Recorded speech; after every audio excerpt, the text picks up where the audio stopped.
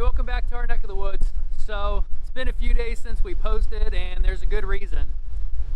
Number one, today we've got like, I don't even know, 20, 30, 40 mile an hour winds. It's not really safe to be hanging more zip panels, and it's not really safe to be doing the oh, that's a little better. And it's not safe to be doing the upper sill plates or top plates that are getting bolted down to the wall. We need to quickly get that done though. The next week looks all sunshine. The past week, week and a half, it's been nothing but rain, cold, and windy.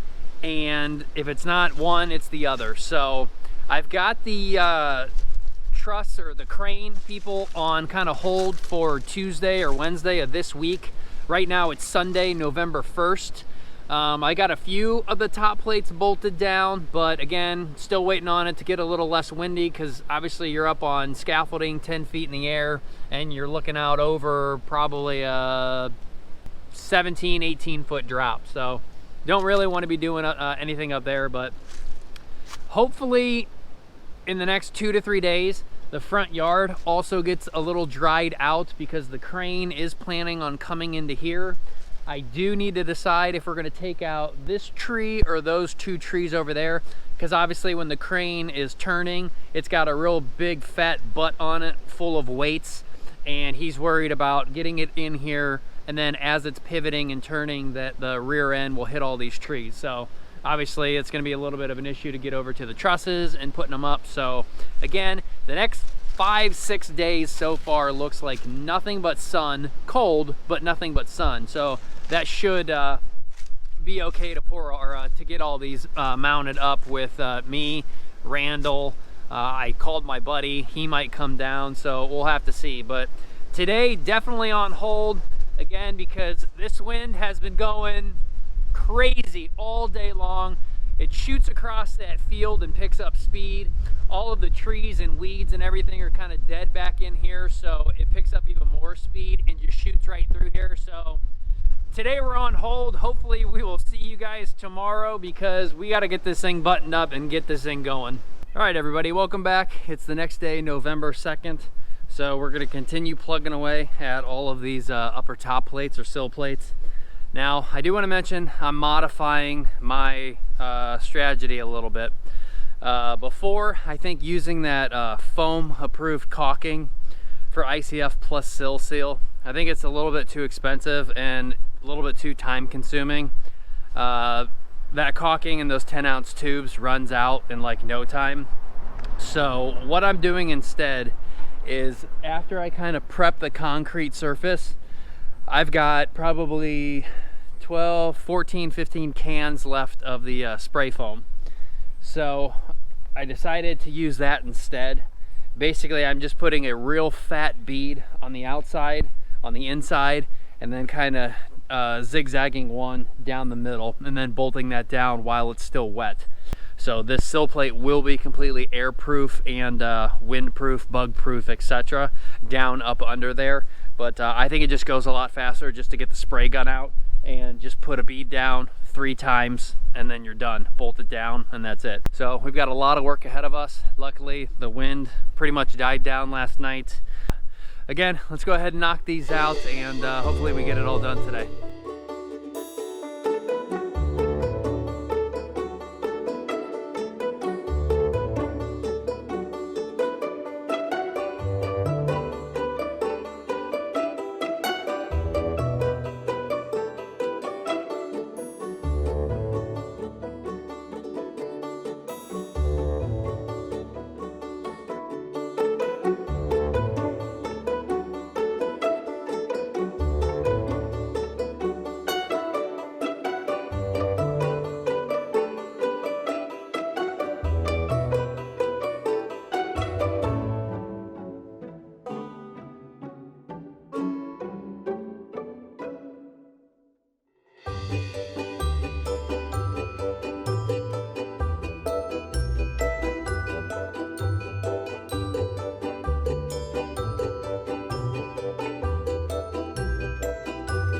Right, so front of the house is done. We got these sill plates or top plates all bolted down. Some of them kind of a pain in the butt the J-bolts were set too low, so it's like you can't get the big fat washer around it, so some only have that. Where that's happened, I may come back and put a Tapcon in with a plate just to give me extra reassurance. My biggest concern with these is that the wall is not 1000% straight and level all the way around.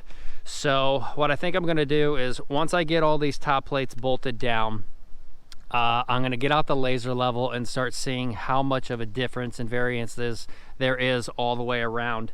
If it's bad enough, I think what I'll do is, when I mark out my truss locations, let's say right here a truss goes, so 1.5 inch wide. If that truss is too high, for example, as opposed to over there or whatever, then I can go ahead and get out that Milwaukee planer and just run the planer down here real quick and make kind of like a groove. That way the truss will sit down in a groove, and then we'll make sure that all these are the same height.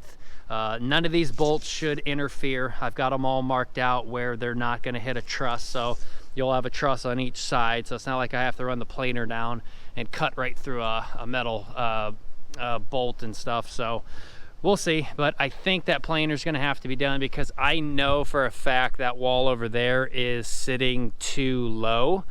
So it's a good thing that that's an end wall, but we may have to do, like I said, some trimming down if this wood is too high, or if, let's say, down over there it's too low, we may have to do some shims underneath of the trusses when we put them up, just so that way when the sheathing goes on up here for the roof, obviously you don't want a truss to go like this and your sheathing to go like that, because that's just going to look weird. So we'll see. Obviously, first time builder, mistakes are going to happen. We're going to keep knocking at this and then get the laser level out and just see how off we are.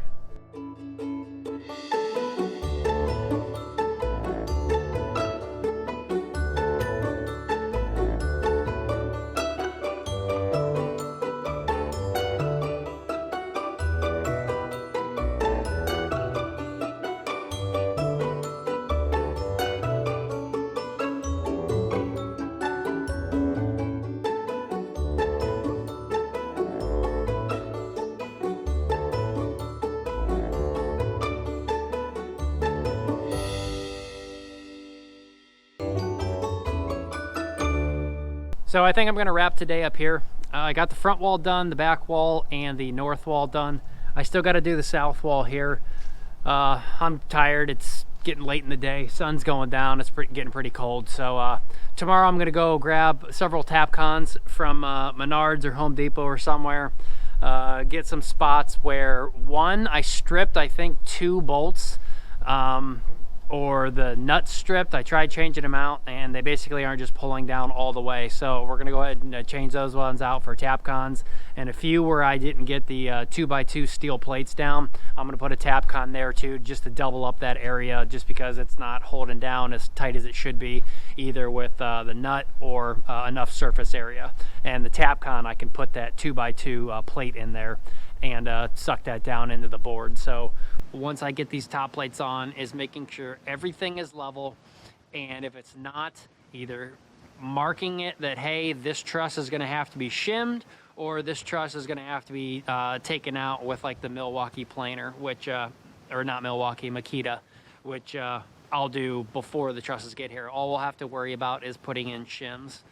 Because obviously, again, I want this house roof completely straight where all of the trusses line up evenly with each other. In fact, I can even see right over there on that back wall, as it's going down over the kitchen window, there's a little bit of a rise as those boards go up and down. So those are definitely either going to have to be planed down where the trusses go or whatnot. It's just, it was my mistake again, not taking all of these nubs off 100% before we started to pour. And as you've seen in the video, I've been hammering some of them down to get back down to where the main concrete is, going all the way down into the wall, because this outside foam here with this little bit of concrete, that's not going to hold anything up at all. Obviously, this is the support system, you know, in here right in the middle. So that's where I need it to be its strongest and to be its flattest. A few spots that I can see where it's not 100%. So be a little bit more time. May have to call the crane company and hold off till next week, or maybe if they can come out on the weekend to see if I can get more help out here.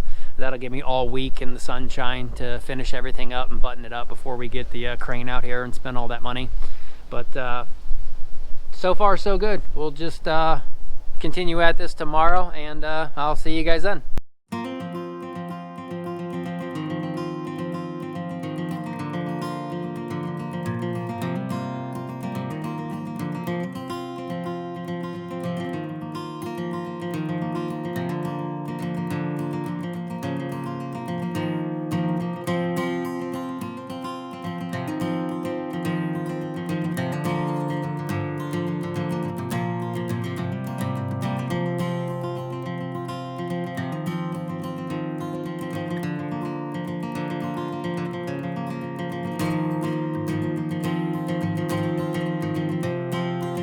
All right, welcome back. So just got finished, got all the sill plates bolted down. Unfortunately, I'm missing one nut, actually this guy right here. So gotta go buy one more nut, and then the sill plates will all be 100% done. So what I'm starting right now is marking out where all the trusses are gonna go. So for example, right here is end truss number 1, and I think we've got 5 end trusses. So put a screw in, started marking down, and I only got to about 7 trusses because the important truss coming up here is truss number, technically truss number 9. Basically it's an end truss, and the reason why we're putting an end truss in the middle of the house is because if you remember, from all the way from the basement, that wall is going to be the same wall going up into the basement, going up and splitting the living area from the master area, and then going all the way up to that end truss where it's going to be all one wall going all the way up to the peak of the roof, because we've got scissor trusses now going in basically in the living room area. So all of that wall has to be completely the same all the way down from the peak of the roof all the way to the basement floor. So I had to wait till it got a little bit darker, and I know it doesn't look dark right now, and it's actually not that dark, but I put the laser level on the ground, and the laser level is casting a line from the start of the stair opening to the end of the stair opening. That long axis right there is what I'm considering my straight line. So if I've got a laser that's falling on this point and on this point over here, we know that I can draw the line all the way on the ground, all the way up the wall until we get to the sill plate, and the same thing over here. I've already drawn the line on the ground, up the wall, and you probably won't be able to see it on camera, but the laser is casting a shadow right here on this line right here. So that line now represents the end of the end truss, and then a scissor truss will start. So I can go ahead and put drywall all the way up to the peak of the roof, and that's where it's going to end. Now, if I would have continued on this truss right here and just went over there, chances are it wouldn't have fallen where I needed it to. So this distance in between this truss and this truss is actually smaller than what is supposed to be 2 trusses next to each other, which is obviously 24 inches on center or 22.5 inches in between. It's actually shorter than that.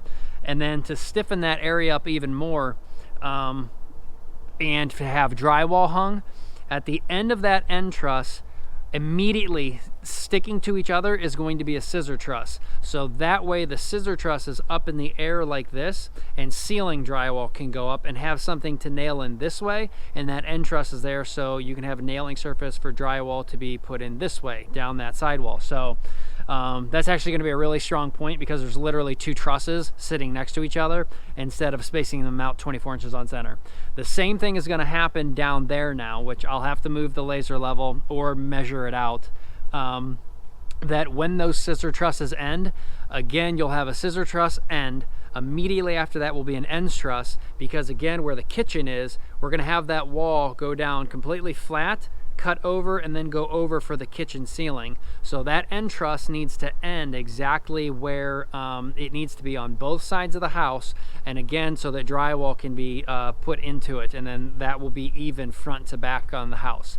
So we should be good on where we're going to have these trusses at going on down, but just had to wait for it to get a little bit darker here. So I'm going to go ahead and measure out the rest of these, see how they fall, make any adjustments that need to be done. They should be all exact because I did put that stair opening exactly where it was from the outside or the inside of the house over, and then everything should fall into plan. But that's just something that I wanted to save for tonight until it got a little bit darker.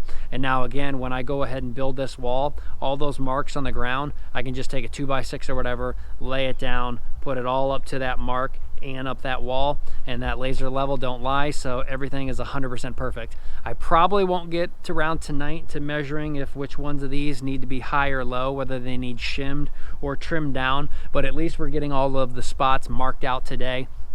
And unfortunately, I will be working tomorrow. It's one of my commitment shifts. So I actually won't even be hanging the trusses tomorrow, which I originally thought. Which it's not a bad thing. I think I need maybe another day or two anyway to get the front yard a little bit drier before the crane comes in here. But we should be ready to go now. The sill plates are done. We'll be all marked out tonight. We'll just do a little bit of trimming if need be, buy some shims, and then maybe on Thursday or Friday we'll go ahead and call the crane company out here, and then we'll go ahead and get that done. So for right now, just stand on by. We'll knock these out, and then I should be good for today and should be good for the crane for out the week. On a crappy note, as I have to work today for one of my commitment shifts, last night, I was going outside, just ready to open up the door and walk outside to go measure something real quick, and I heard a loud pop. So once again, our Jayco Eagle strikes again with something going wrong. This is kind of our fault, but just, in my opinion, not great products. The hot water tank from here to here roughly exploded and bursted open. So I tore it back a little bit, and it looks like the problem is all that hard water buildup in this area right in here.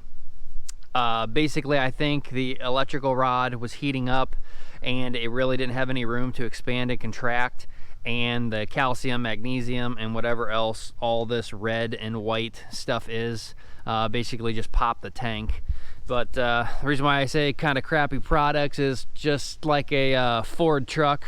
Sorry for you Ford people out there, but aluminum, not a great thing to use. It tears and then tears like paper when you go to open it up. It's impossible to repair on trucks pretty much.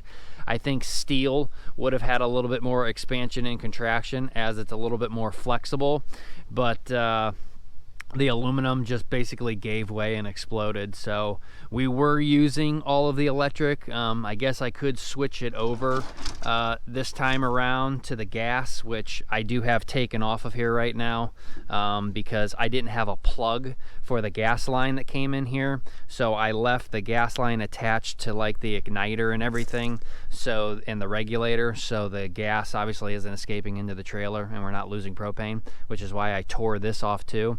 But I guess gas might be a little bit better because it sends the flame through here and then it comes out through here, and you're using, it looks like this huge black cylinder in here to basically heat the water up instead of this little tiny electrode that goes through here. But it blew this door off. It blew calcium, magnesium powder and everything all over the place. So not a fun night to be cleaning up 6 gallons of water that were just rushing everywhere underneath of the bathroom sink and trying to figure out how this comes off. Luckily, I started taking it apart in one way, which is why you see most of this stuff removed in here and then unplugged, but it was actually just these screws around the perimeter and this kind of like putty stuff here that help with sealing it with water and everything. I've already found a new one. It was about 450 bucks on eBay. The guy has a shop and he said he has a few of these laying around. I hate to go back to the exact same thing since this one obviously already blew in 2.5 years, but I believe he was even shorter than that. This blew within about 1 year and 5 months because that's how long we've been using the well water, and obviously we knew the well water was bad with that much hardness. So that's what can happen when you have really, really hard water. So hopefully the new one comes soon and I can pop it back in. For right now, luckily right now we had some leftover 2-inch foam, so I just cut it out and put it in the hole and taped it up, so at least we're kind of waterproof and weatherproof for a while. But hopefully it comes soon. He said he would get it in the mail today. He charged me $450. I think online they were about $550, almost $600. So it's kind of nice to get a brand new one for a little bit cheaper. But just goes to show you, get your hard water taken care of, and maybe next time make something out of steel instead of aluminum. Hopefully our pressure tank and stuff in the future when we get the house done, that they'll be steel. But just another problem with this Jayco. Oh, that's a whole bunch of hardness right there left over that fell out. Oh, that's disgusting. You can tell there's about 3 different kinds of things in there. But I don't know. We'll get it done eventually and get this house going. Back inside real quick. Luckily, at least we have controls to do everything. I did disconnect the external pump outside, and we can use the internal pump. So luckily you can just kind of turn it on, turn it off. And then obviously there's your electric, and if you wanted to use just gas for it. But like I said, luckily we have the ability to shut everything down. Disassembling everything was pretty easy. Once I removed that cover and pulled the tank out, it came off. There's closed valves on the hot and the cold right there that you see, so you can shut the water down from not spraying out these hoses where this pump turns everything on. I've got the electrical isolated and found the fuse or the breaker to turn power off to this, so this actually isn't hot, but at least it's capped right now. And then these are all the signal wires that go to everything for the thermostat and everything. And then like I said, I left the igniter and everything connected, so we're not having a gas leak.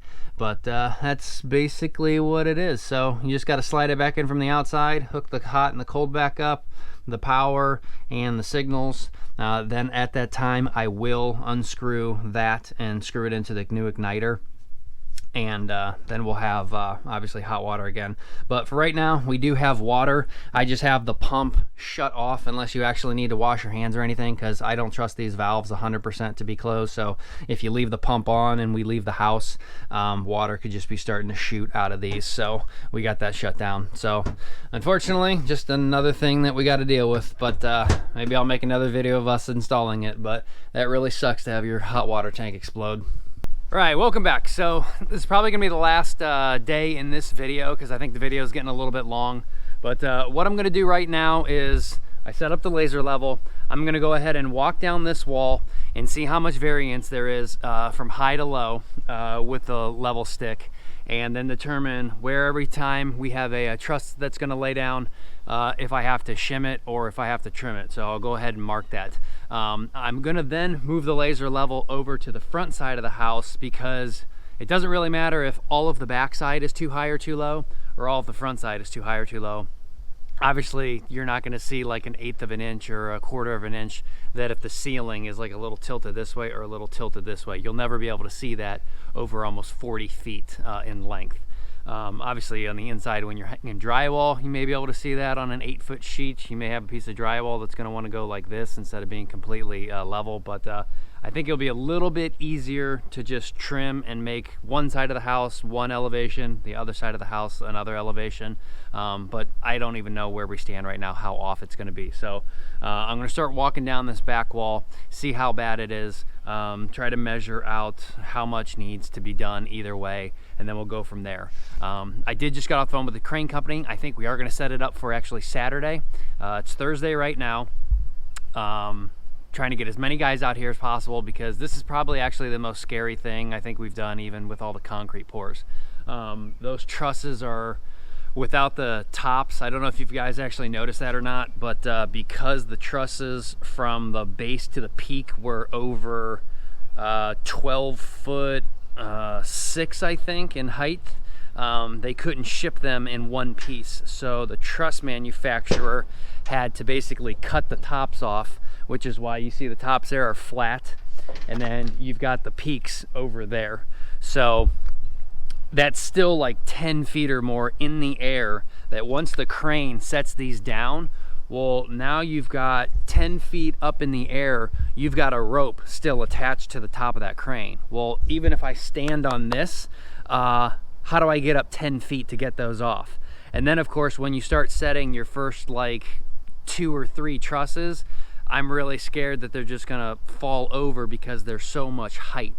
So a lot of bracing, a lot of guys. I'm probably gonna have to buy 1,000,000 pieces of 2x4 because I'm probably gonna have to screw a bunch of 2x4s together, unless I, you know, buy like a 20-footer or something, that there will be a 2x4 attached up near the peak, kinda coming down to the subfloor here, so we can screw it to the subfloor, so that way it doesn't fall over until we start getting sheathing on. But I'm getting as many people out here as possible because it's scary to not damage anything, especially when you got 16,000 in trusses. I don't want them falling off, you know, that back wall over there, you know, almost 20 feet to the ground and breaking. That would be a very expensive and huge waste of material. So we'll see how many people we can get out here, but let's just go ahead and finish the measuring.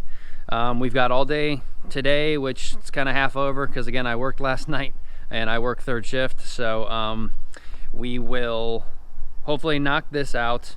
Have all day tomorrow on Friday to make any sort of corrections. I still want to mark out the truss locations here, and then hopefully we'll be ready for Saturday morning when the crane comes. Next 3 days still look beautiful, so the front yard should be even more dry, and we should get this knocked out and finally get a roof on this week.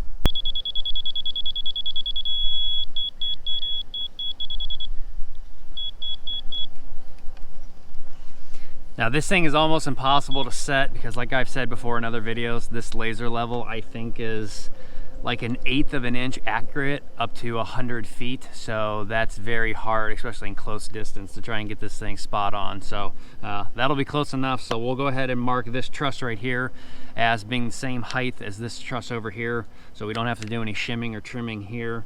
And then let's go down and see how bad this is.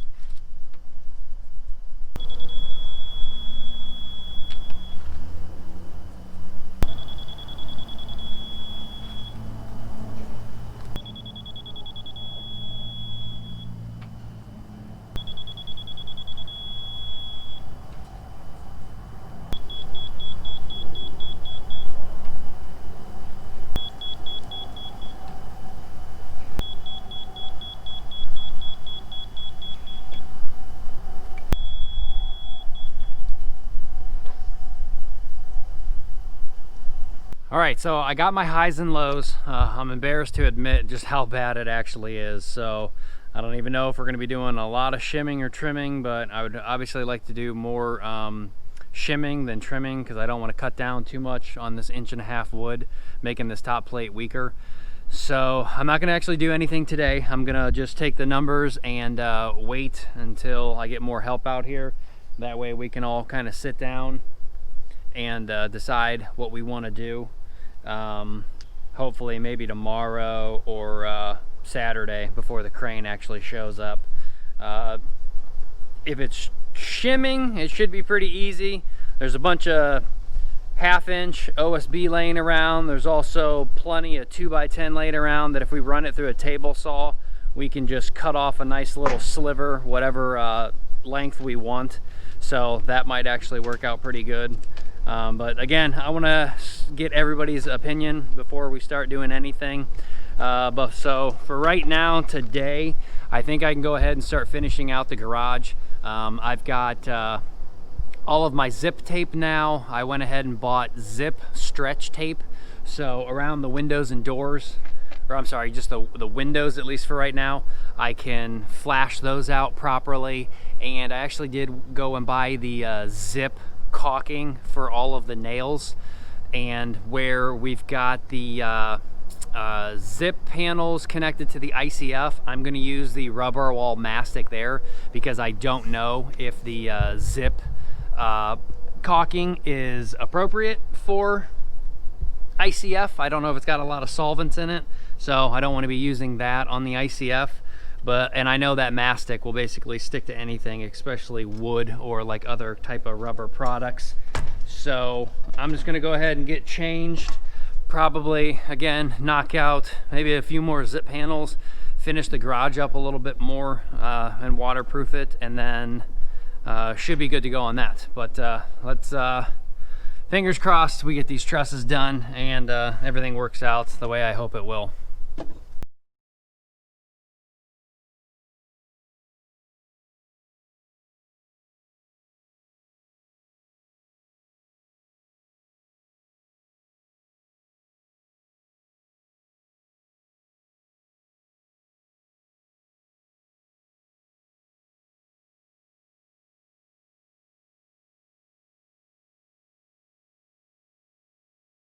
It's getting real dark real fast, so I want to go ahead and wrap this video up here.